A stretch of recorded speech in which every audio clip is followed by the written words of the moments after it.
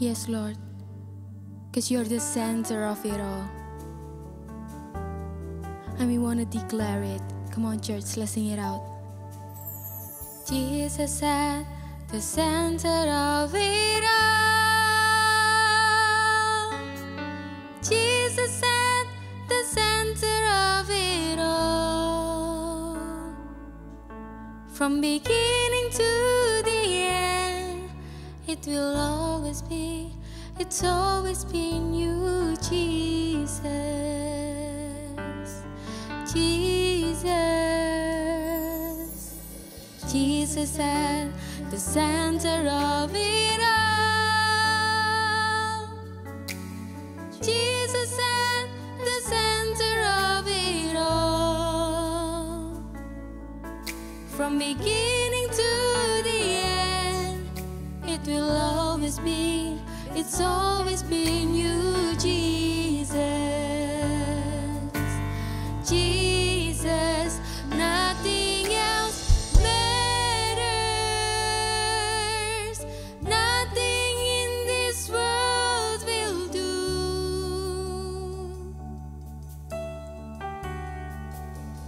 Jesus, you're the center, and everything revolves around you.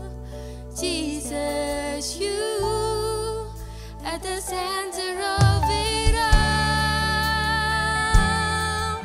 Oh, at the center of it all.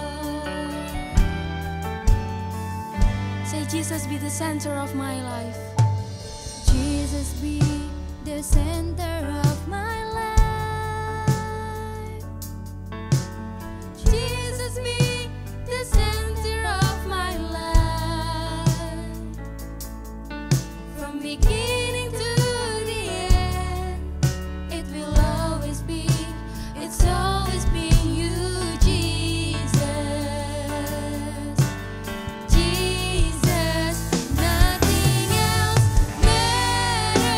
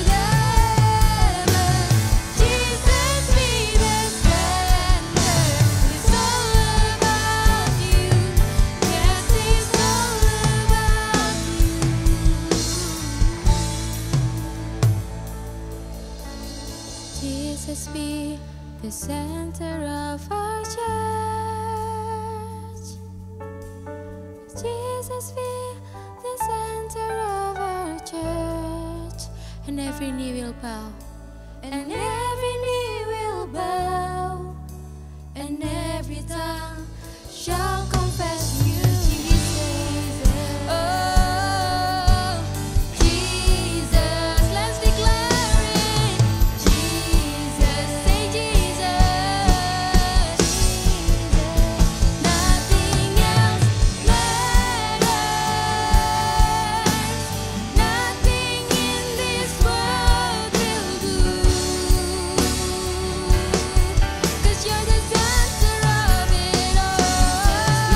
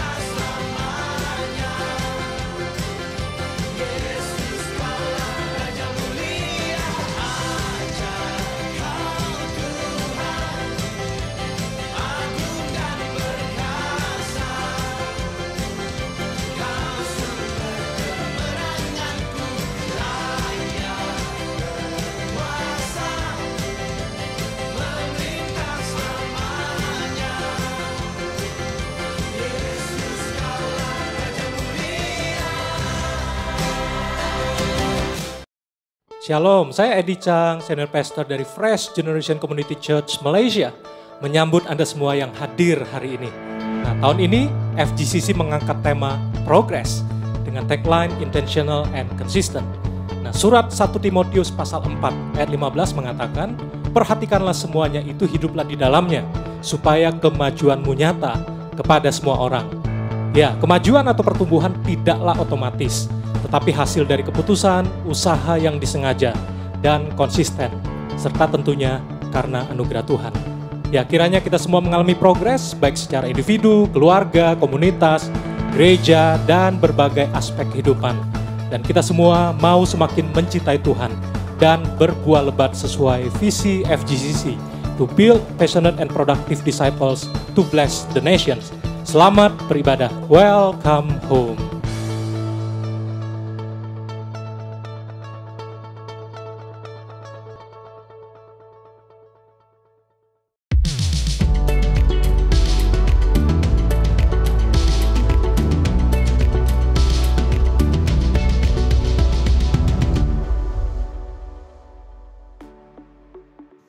Shalom FGCC, selamat datang di ibadah online FGCC pada hari Minggu tanggal 28 Februari 2021.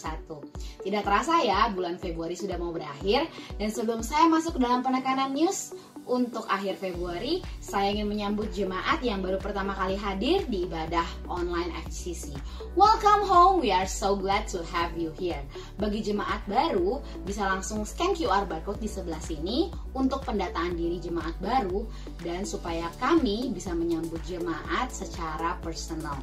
Dan bagi jemaat baru maupun jemaat lama yang rindu untuk tertanam di dalam suatu komunitas, bisa langsung join Freshcom. Freshcom adalah komunitas kecil di FGCC di mana setiap minggunya kita bisa fellowship and worship together, dan pastinya sharing tentang firman Tuhan yang bisa dijadikan untuk pertumbuhan rohani kita. Dan bagi jemaat yang tertarik untuk join Freshcom, bisa juga scan QR barcode di sebelah sini bagi jemaat baru maupun jemaat yang lama yang sudah pernah datang di ibadah FGCC. Dan bagi jemaat yang memiliki pertanyaan lebih lanjut lagi tentang FGCC, bisa langsung bertanya di fitur live chat di YouTube ini, dan volunteers FGCC akan siap untuk menjawab pertanyaan jemaat sekalian. Dan untuk itu sebentar lagi kita akan mengadakan doa persembahan. Saya ingin mengundang jemaat yang rindu untuk memberikan persembahan untuk menyiapkan dan membuka aplikasi online banking di gadgetnya masing-masing. Untuk persembahan dan perpuluhan, jemaat bisa transfer ke account Public Bank. Untuk janji iman dan dana gedung, jemaat bisa transfer ke account OCBC Bank. Dan bagi jemaat yang berada di Indonesia dan ingin transfer dengan rupiah, bisa langsung transfer ke account Bank BNI. Nomor rekening ini terdapat di website FGCC dan dapat diakses dengan cara scan QR barcode di slide berikut ini. Semua persembahan akan digunakan oleh FGCC untuk memperluas kerajaan Allah dan juga pastinya menjangkau lebih banyak lagi jiwa-jiwa yang hilang. Mari kita mempersiapkan hati dan pikiran kita untuk mendoakan persembahan dari kita, dan seperti di 2 Korintus 9 ayat 7, hendaklah kamu memberikan persembahan dengan kerelaan hati karena Tuhan mengasihi orang-orang yang memberi dengan hati yang sukacita. Jemaat yang dikasihi Tuhan, mari kita sama-sama mendoakan persembahan yang telah kita persiapkan. Bapa yang baik, terima kasih buat kasih setiamu. Terima kasih Tuhan buat penyertaan-Mu. Terima kasih Tuhan buat segala berkat yang masih Engkau berikan buat kami Tuhan sampai hari ini. Bapa, kami mau mendoakan Tuhan persembahan yang telah kami persiapkan, baik persembahan mingguan, perpuluhan, dana gedung, persembahan syukur Tuhan, dan persembahan lainnya. Kami percaya Tuhan, semua persembahan yang kami serahkan di hadapan-Mu, yang kami percayakan ke dalam tangan-Mu Tuhan, dapat Engkau lipat gandakan, Engkau pakai Tuhan untuk memperluas pekerjaan tangan-Mu melalui FGCC. Ajar kami Tuhan untuk bisa memberi dengan sukacita Tuhan. Biar Engkau juga Tuhan yang berkati pekerjaan kami, pekerjaan orang tua kami Tuhan. Engkau berkati juga Tuhan hamba-hamba-Mu Tuhan yang mengelola persembahan ini Tuhan, agar dapat dikelola dengan hikmat daripada-Mu saja Tuhan. Kiranya melalui FGCC lebih banyak lagi jiwa-jiwa yang akan dimenangkan, hidupnya akan diubahkan. Terima kasih Tuhan, kami menyerahkan semua persembahan ini ke dalam tangan-Mu. Hanya di dalam nama Tuhan Yesus, semua jemaat yang telah memberi dengan sukacita, sama-sama katakan, amin.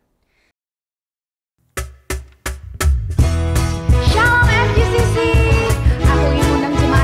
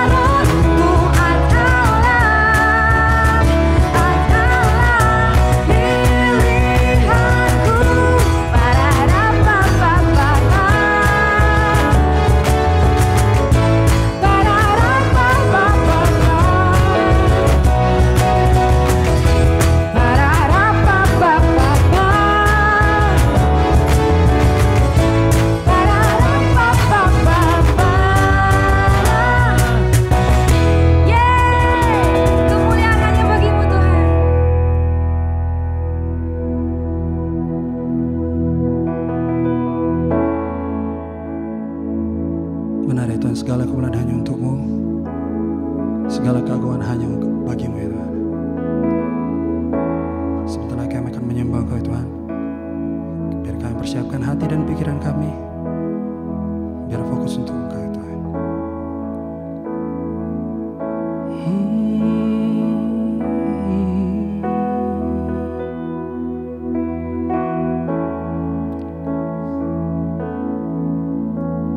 Jesus at the center of it all. Jesus at the center of it all. From beginning to the end, it'll always be, it's always been you, Jesus. Jesus, sing once again. Jesus at the center of it all. Jesus at the center of it all.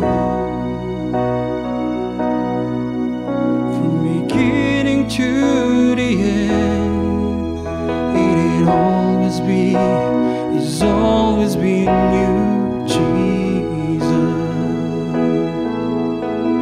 Jesus, nothing else matters.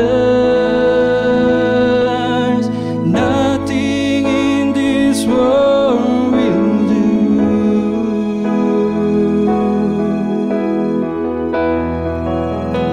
Jesus, you're the center. Everything revolves around you. Jesus, you at the center of it all.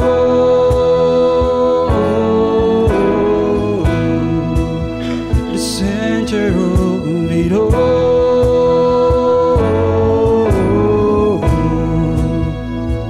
Come on, church. Jesus be the center of my life. Oh, Jesus be the center of my life. Sing from beginning to the end. It'll always be, it's always been you, Jesus. Jesus, nothing else matters. Nothing in this world will do. Oh, Jesus, you're the center. Everything revolves around you. Jesus, you say nothing, nothing else matters.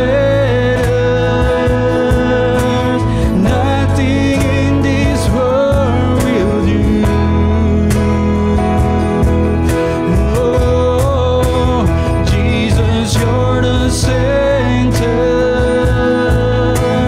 Everything revolves around you. Jesus, you, from my heart to the heaven, Jesus be the center. It's all about you. Yes, it's all about you. From my heart to the heaven, Jesus be the center. It's all about you. Yes, it's all about you. From my heart to the heaven, Jesus be the center. It's all about you. Yes, it's all about you. From my heart to the heaven, Jesus be the center. It's all about you. Yes, it's all about you.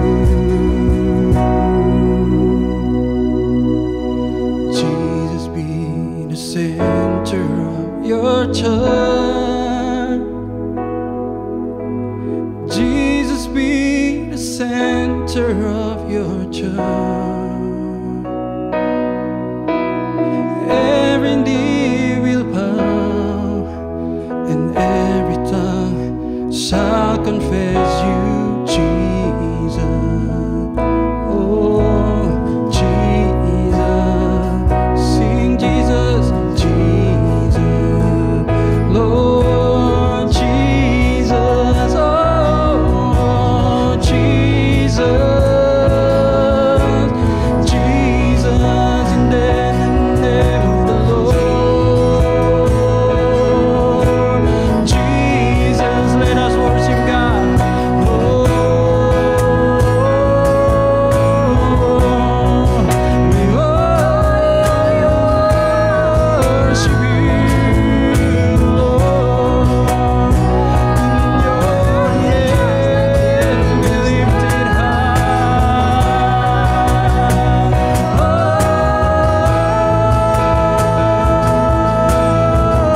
Sing from my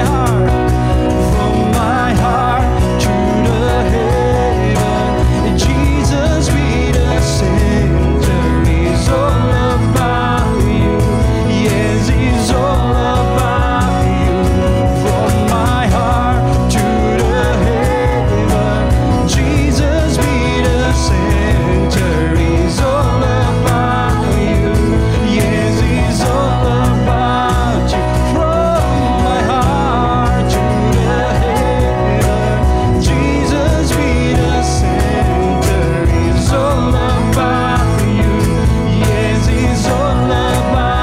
Jesus be the center. It's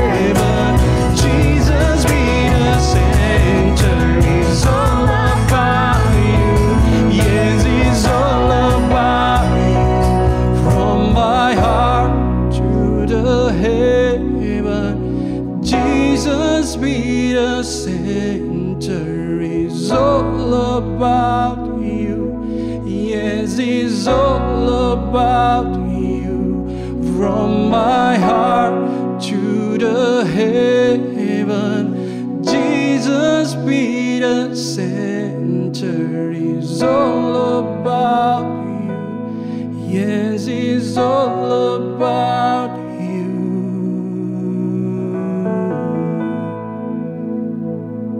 Oh.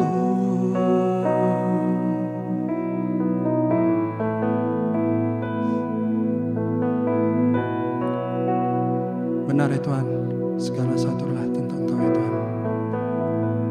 Segala satulah daripada Engkau, oleh Engkau dan untuk Engkau. Bagimulah kemuliaan sampai selama-lamanya. Benar ya Tuhan, segala satulah tentang Engkau ya Tuhan, bukan tentang kami ya Tuhan. More of you and less of us Lord. Biar Engkau Allah yang semakin besar dan kami semakin kecil ya Tuhan. Biar Engkau Allah yang dimuliakan dalam kehidupan kami, dalam setiap segi kehidupan kami ya Tuhan. Di pekerjaan kami, di kuliah kami, di pelayanan kami, dimanapun kami berada. Biar namamu yang ditinggikan ya Tuhan. Terima kasih Tuhan. Setelah kami akan mendengarkan firman-Mu ya Tuhan, biar Engkau Allah memberkati hamba-Mu yang akan memberikan firman. Biar setiap apa yang dikatakan ya Tuhan adalah daripada Engkau ya Tuhan. Dan kami sebagai jemaat ya Tuhan bisa menerimanya ya Tuhan dan melakukannya dalam kehidupan kami. Biar kehidupan kami bisa berbuah dan dirasakan banyak orang. Terima kasih Tuhan. Bagimu segala pujian, hormat, kuasa, kemuliaan hanya bagi Engkau, karena Engkau Allah yang layak menyembah. Dalam nama Tuhan Yesus Kristus kami mengucap syukur. Amin.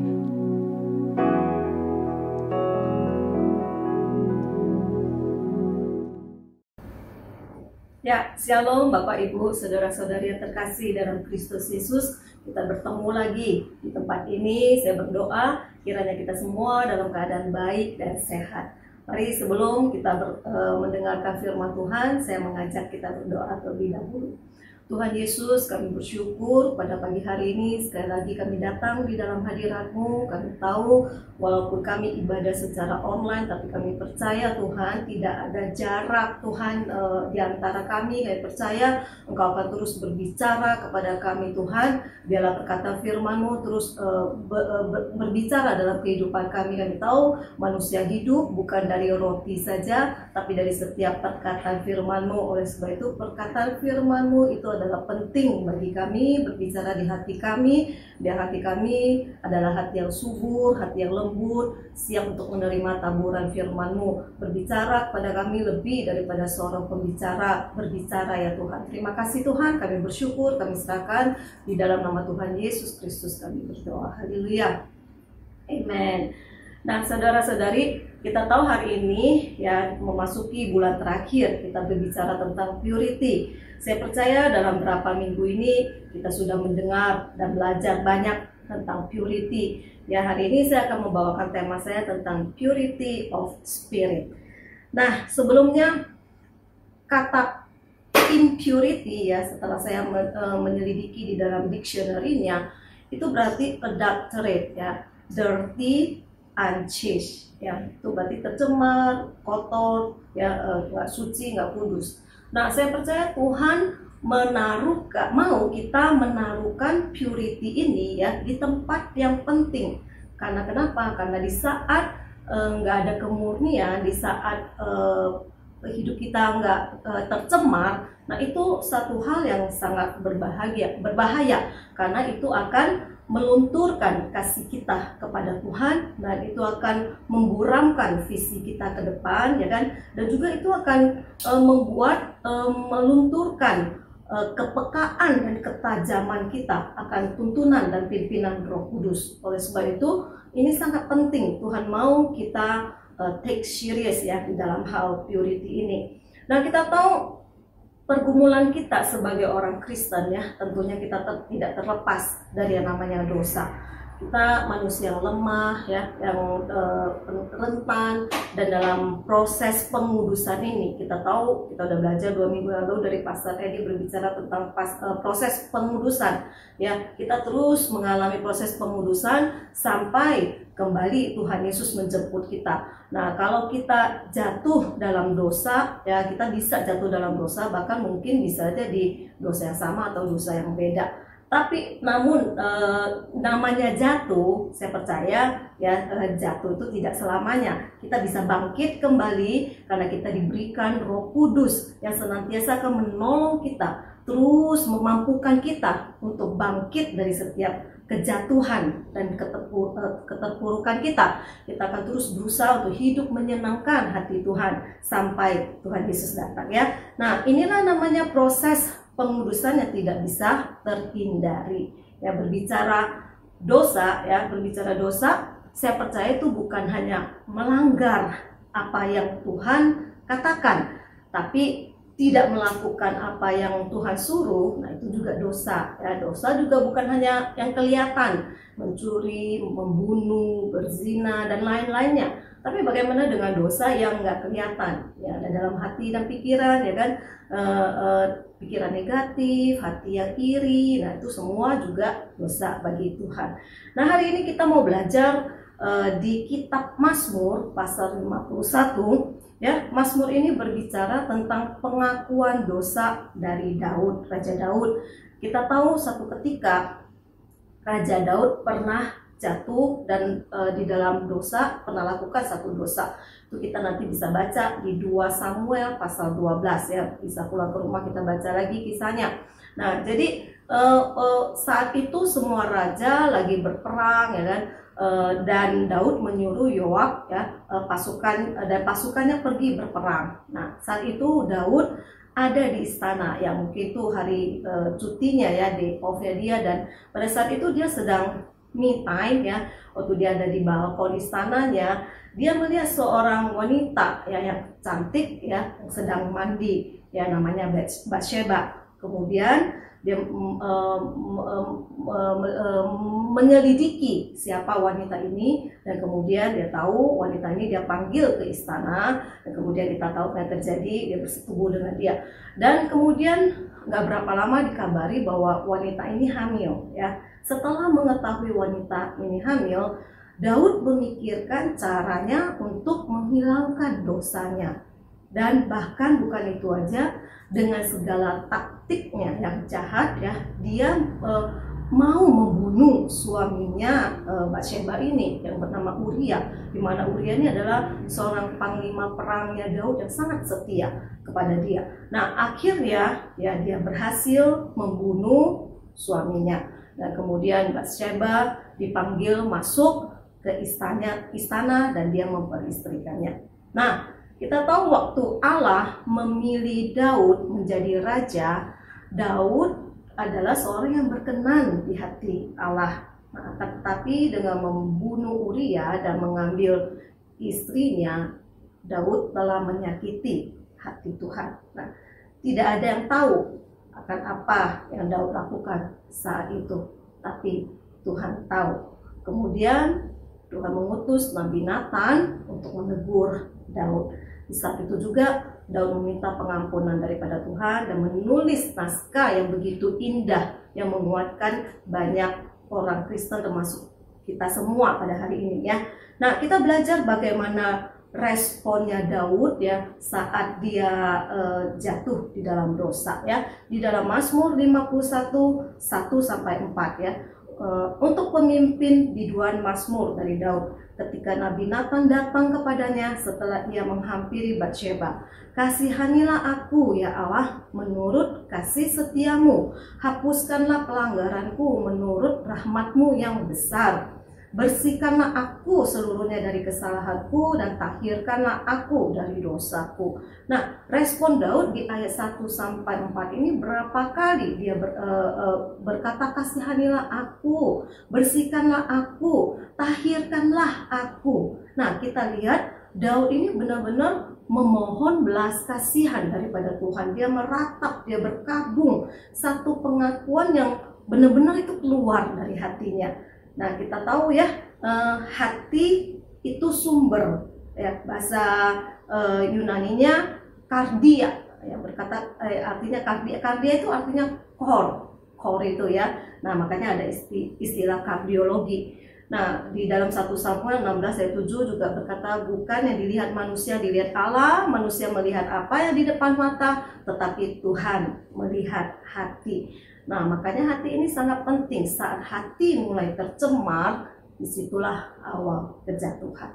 Jadi Daud ini menyadari bahwa dosanya ini sudah menyakiti hati Tuhan, ya sudah merusak hubungannya dengan Tuhan dan bahkan menghancurkan dirinya sendiri.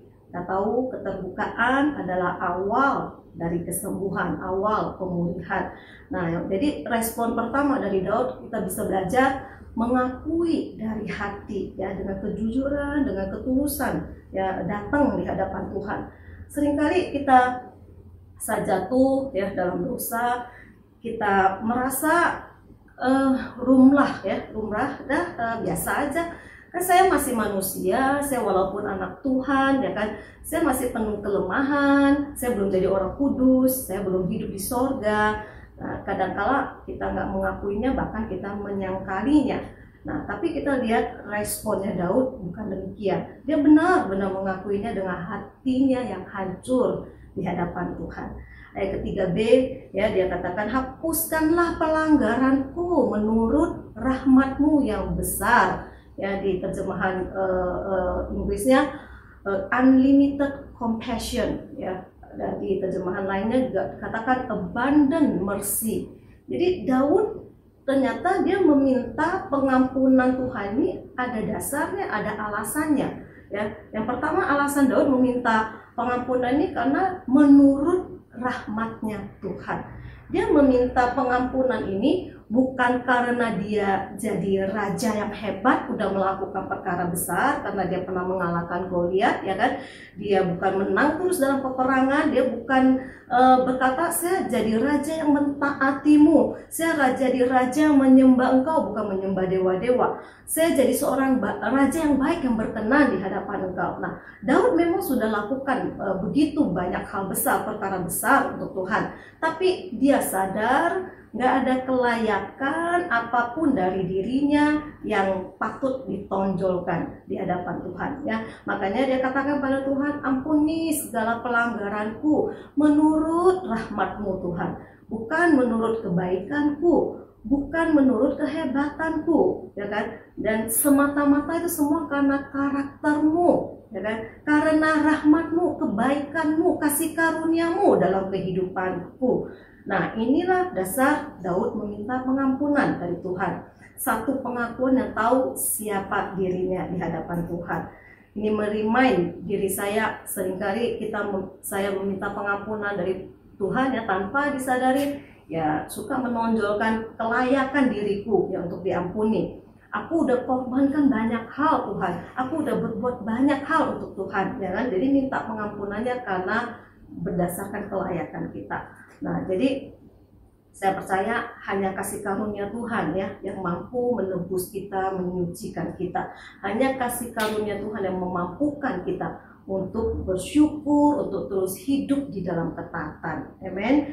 Nah, jadi kita sangat butuh yang namanya abundant mercy itu dalam hidup ini. Nah, hari ini kita sama-sama belajar ya, saat kita jatuh, kita memiliki keberanian datang lagi kepada Tuhan. Ya, saya katakan lebih baik ya lari kepada Tuhan daripada lari dari Tuhan. Karena saat kita lari kepada Tuhan, at least it's a safety place for us, ya kan? Tapi kalau kita lari dari Tuhan, lari ke teman-teman, lari kepada hal yang gak benar, itu dangerous place buat kita. Nah, kita lihat alasan selanjutnya, Daud meminta pengampunan, itu ada di ayat ke-5. Dia katakan, sebab aku sendiri sadar akan pelanggaranku, aku senantiasa bergumul dengan dosaku. Nah, ternyata yang kedua ini Daud sadar akan pelanggarannya. Dia nggak menyalahkan orang lain, ya. Dia nggak menyalahkan Batsheba gara-gara Batsheba mandi di tempat yang terbuka mungkin, ya kan. Dia tidak menyalahkan siapa-siapa. Dia nggak mencari kambing hitam. Ya kan? Saya suka bilang kepada anak-anak, jangan buat mami marah ya. Jadi berarti mami ini marah artinya gara-gara kamu nih, ya kan, gara-gara anak ini nih, yang anak kita yang disalahkan, anak kita yang jadi korban ledakan emosi kita, ya kan. Kita nggak bisa, karena kita nggak sabar, kita nggak bisa mengelola emosi kita, jadi anak pelampiasan kita. Nah, jadi jujur aja ya, saudara, dalam hidup ini seringkali juga ya saya menyalahi suami, menyalahi anak, banyak hal ya yang kita suka menyalahkan orang ya. Nah, apalagi saat semuanya nggak berjalan dengan mulus. Mungkin ada yang berkata kepada saya, ya kalau dia nggak menyindir saya nggak akan maki-maki dia, saya nggak akan meledak, nggak akan naik darah. Karena jadi hari ini kita belajar ya, respon kita ya jangan gampang menyalahkan orang lain ya. Memang kita tahu itu natur kita, benih dosa itu, origin sin itu memang ada, turunan Adam dan Hawa ya saling menyalahkan. Jadi saya berdoa hari ini para istri-istri ya kan, jangan suka jadi Hawa yang suka menyalahin suami ya kan. Nah, para suami juga jangan suka jadi Adam yang suka menyalahin istri, menyalahin anak ya kan, menyalahin siapapun, bahkan ikan di rumah mungkin disalahin juga ya.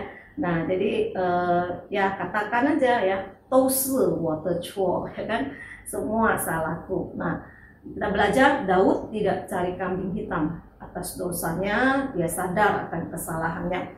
Mazmur 51 kita perhatikan seringkali Daud berkata, kasihanilah aku pelanggaranku, kesalahanku. Nah, jadi Daud itu banyak dia menyadarkan dirinya ya. Dan luar biasanya di ayat ke-5b dikatakan aku bergumul dalam dosaku. Nah, jadi Daud bergumul karena dia tahu sebenarnya nafsu ya, dosa itu sebenarnya udah eksis ya sebelumnya, apalagi sebagai seorang pria ya, dosa itu udah ada di hati dan pikirannya. Jadi sehingga ketika pencobaan datang, ketika ada sesuatu yang memicu ya kan, jadi dengan mudahnya membuat Daud langsung menerimanya dan jatuh di dalamnya. Jadi bukan karena gara-gara peristiwa Batsheba mandi di sana, ya kan, dia nggak menyalahkan orang, dia nggak menyalahkan peristiwa.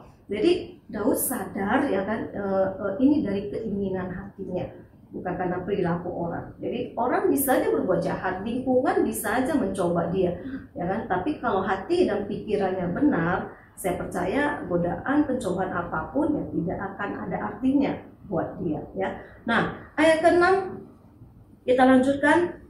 Dia berkata, terhadap engkau terhadap engkau sajalah aku telah berdosa dan melakukan apa yang kuanggap jahat, supaya ternyata engkau adil dalam putusanmu, bersih dalam penghukumanmu. Menarik sekali ayat ini, Daud menekankan 2 kali, terhadap engkaulah aku berdosa. Jadi dia menyadarkan bahwa dosanya ini bukan dia bukan bersalah kepada orang Israel, dia bukan bersalah kepada dirinya atau bersalah kepada Batsheba, tapi dosa ini telah mendukakan hati Tuhan, bersalah kepada Tuhan. Ya, disebut dosa atau tidak, itu tentunya Tuhan yang menentukan. Mungkin Daud bisa aja excuse dia sebagai raja, karena sebagai raja dia memiliki hak istimewa untuk memiliki apa saja, ya kan?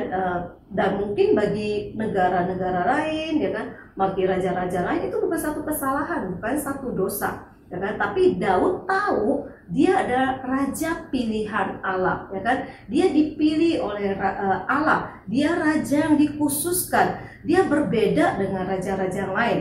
Dan Tuhan sudah menetapkan standar apa yang dilakukan Daud itu adalah satu kesalahan dan satu dosa. Nah, jadi ini penting ya. Contohnya misalnya setiap keluarga, setiap orang, setiap bangsa itu mempunyai standar dan kebenaran sendiri. Ya, apa yang dianggap baik oleh satu keluarga belum tentu dianggap baik oleh keluarga yang lain, kan? Atau apa yang bagi satu masyarakat sesuatu yang bisa diterima, tapi bagi masyarakat lain itu tabu. Ya, contoh misalnya ada orang yang menganggap sex before marriage itu sesuatu yang biasa saja, nggak apa-apa. Apalagi sekarang zaman budaya, ya kan, masyarakat semua memang kondisi masyarakat memang demikian. Tapi ya bagi ada masyarakat lain itu sesuatu yang dosa, sesuatu yang nggak diperbolehkan. Ya, berbicara kotor, ya kan, binatang semua keluar, ya kan. Bagi ada bagi keluarga lain itu nggak masalah, ya kan, karena biasa lingkungan mereka tinggal, culture mereka mengucapkan kata-kata itu biasa aja, sehingga bukan satu kesalahan, bukan satu dosa bagi mereka. Tapi di keluarga kami perkataan kata-kata itu adalah sesuatu kata-kata yang nggak wajar, kata-kata yang nggak sopan, ya, kata-kata yang salah, yang jahat, ya. Jadi artinya gini, saat kita jadi anak Tuhan, kita harus hidup di dalam sistem dan nilai-nilai kerajaan Tuhan. Kita harus menerima standar, kita harus menerima nilai-nilai dan ajaran yang ditetapkan oleh Tuhan.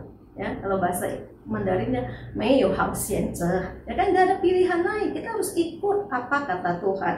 Nah, jadi kenapa? Karena di 1 Petrus 2 ayat 9 dikatakan, tetapi kamulah bangsa yang terpilih, imamat yang rajani, bangsa yang kudus, umat kepunyaan Allah sendiri, supaya kamu memberitakan perbuatan-perbuatan yang besar dari Dia yang telah memanggil kamu keluar dari kegelapan kepada terangnya yang ajaib. Nah, karena kita ini dipisahkan, dipilih, dikhususkan untuk melakukan perbuatan yang besar. Oleh sebab itu cara hidup kita, perkataan kita, perbuatan kita harus match dengan kerajaan Allah. Kita udah mendengar ya 2 minggu lalu tentang mental budak dan mental anak yang disampaikan oleh Pastor Edi.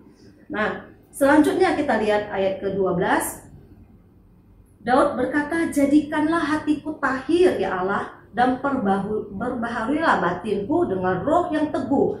Saya suka banget ayat ini ya. Di bahasa Inggrisnya dikatakan, create in me a clean heart, O God, and renew a right spirit within me. Dahsyat banget ya.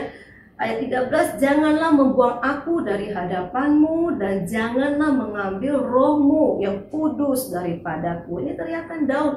Tuhan, jangan buang aku. Tuhan, jangan ambil rohmu dariku. Tuhan, jangan tinggalkan aku. Karena Daud tahu kalau saat dia ditinggalkan Tuhan, dia nothing. Seperti saat roh Tuhan meninggalkan Saul. Nah, tentunya kita hidup di zaman anugerah sekarang ini, ya, Roh Kudus nggak mungkin akan diambil dari hidup kita, karena karya penebusan Tuhan Yesus itu udah memulihkan status kita, mengembalikan status kita sebagai anak Allah. Nggak mungkin kita putus hubungan dengan Tuhan. Tapi ayat ini lebih menekankan hubungan kita dengan Tuhan, persekutuan kita dengan Tuhan itu akan jadi rusak, ya, saat kita tercemar, kita nggak peka lagi akan pimpinan Roh Kudus saat itu, ya, kalau masih ada dosa yang terselubung di hidup kita.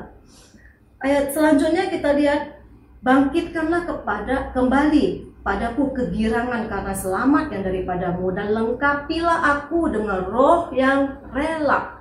Wow, luar biasa banget. Saya baca ini, Daud tahu dosanya itu sudah mendukakan hati Tuhan. Daud tahu dosanya ini sudah merusak hubungannya dengan Tuhan dan membuat dirinya menderita, membuat dirinya kehilangan sukacita, damai sejahtera, dan dia memohon Tuhan mengampuni dia dan kembalikan setiap kegirangan sukacita itu. Jadi Daud bukan hanya meminta pengampunan, tapi Daud juga meminta Tuhan memberikan dia roh yang rela dipimpin oleh sistem kerajaan Allah, rela dituntun oleh firman-Nya, rela untuk mentaati kehendaknya, rela untuk menyenangkan hati Tuhan, memuaskan hati Tuhan. Nah, ini yang kiranya saya berdoa, ini jadi doa kita juga, pimpin aku dengan roh yang rela seturut dengan kehendak Tuhan.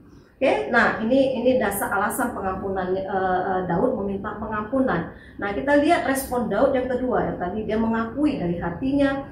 Yang kedua di ayat ke-15, maka aku akan mengajarkan kepada jalanmu kepada orang-orang yang melakukan pelanggaran, supaya orang-orang berdosa berbalik kepadamu. Jadi respon Daud ini menarik.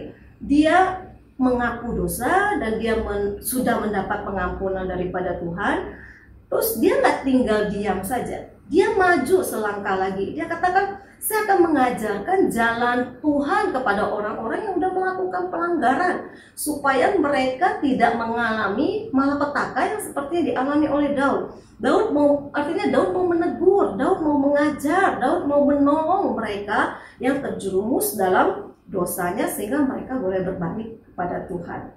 Nah, sampai di situ juga Daud nggak diam aja, dia ambil langkah selanjutnya. Ayat ke-16 kita lihat, lepaskanlah aku dari hutang darah ya Allah, keselamatanku, maka lidahku akan bersorak-sorai memberitakan keadilanmu. Nah, Daud dia mau memberitakan keadilan Tuhan, bahwa dia Allah yang adil, yang membenci dosa.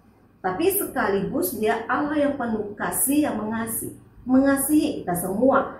Nah, ini yang Daud memberitakan. Supaya kenapa? Memberitakan keadilan Tuhan supaya lebih banyak lagi orang mengagumi karakternya Tuhan, ya kan? Dan orang boleh hidup takut akan Tuhan, mentaati Tuhan dalam hidupnya, bukan jadi orang yang sembarangan dalam hidupnya. Oke, next step lagi, kita lihat lagi Daud, apa yang Daud lakukan. Ayat 17. Ya Tuhan, bukalah bibirku supaya mulutku memberitakan puji-pujian kepadamu.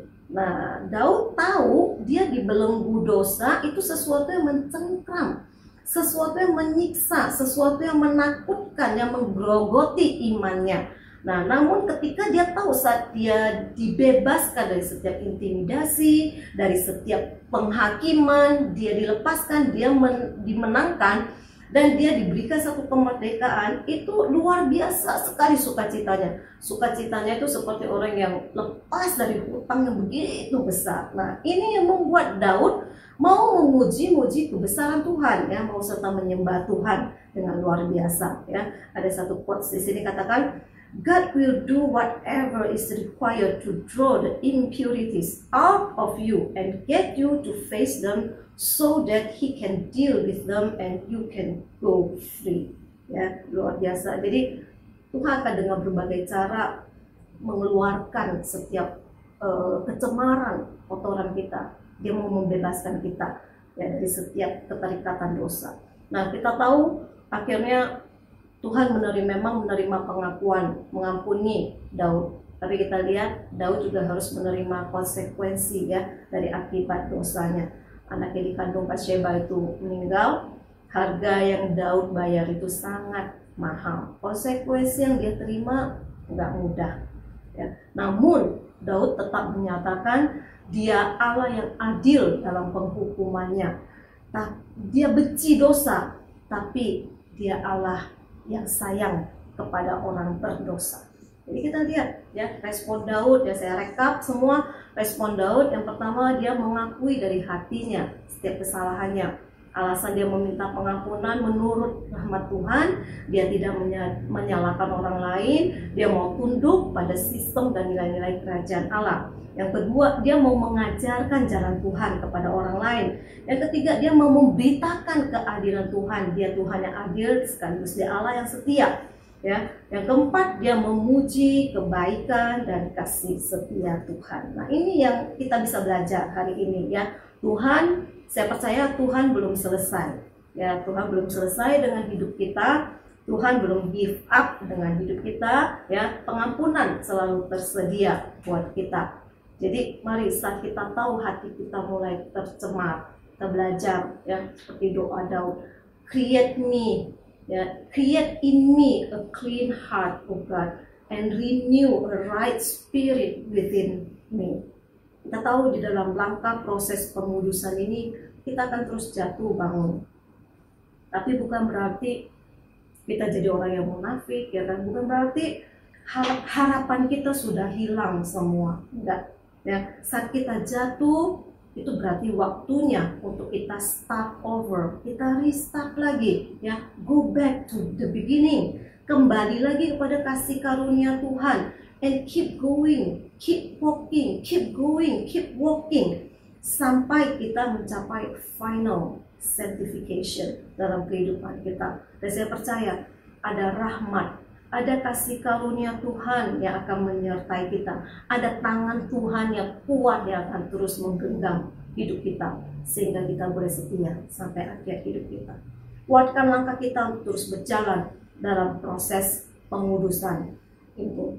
Nah, terakhir saya tutup dengan satu kata, there is no need to be perfect to inspire others. Let people get inspired by how you deal with your imperfection. Ya, kita kiranya firman Tuhan hari ini berbicara kepada kita dan menguatkan kita hari ini. Tuhan Yesus memberkati. Mari kita tutup dalam doa.